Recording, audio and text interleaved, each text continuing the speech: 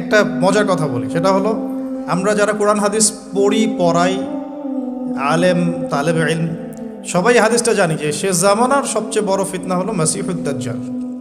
পৃথিবীর কোনো ইউনিভার্সিটিতে দাজ্জালকে নিয়ে পড়ানো হয় না, অথচ এটা পৃথিবীর সবচেয়ে বড় ফিতনা হবে সামনে। তো আমি এখানে আপনাদের কনফিডেন্স ভাঙতে আসি নাই, মেরুদণ্ড ভাঙতে আসি নাই।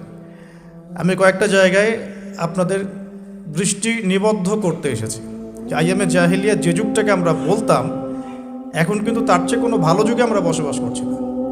হ্যাঁ, উন্নতি হয়েছে আমাদের কোন কোন ক্ষেত্রে, জনসংখ্যা বেড়েছে, আমাদের